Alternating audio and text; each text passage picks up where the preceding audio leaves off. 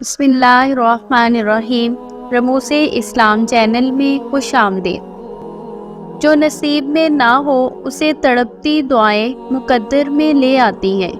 تمہاری خوش نصیبی تو اس میں ہے کہ اللہ پاک نے تحفے میں تمہیں سجدوں میں رونا عطا کر دیا۔ رمضان میں مانگی جانے والی دعاؤں پر ان کی رحمت برستی ہے۔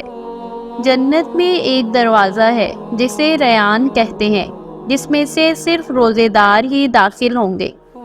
تہجد کی دعائیں نصیب سے جیت جاتی ہیں۔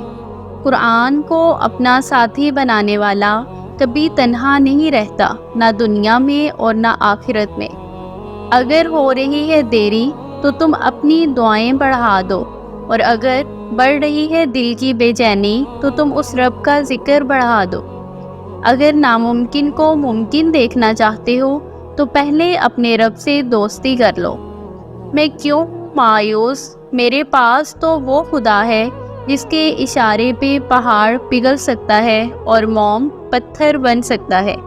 آخر میں ہم اللہ سے دعا کرتے ہیں کہ اے اللہ، مجھے آنے والے بہترین دن عطا فرما اور میرے نصیب میں ایسا لکھ دے جس سے میرا دل خوش ہو، مجھے ذہنی سکون عطا کر اور میرے معاملات کو آسان کر دے۔ آمین ثم آمین۔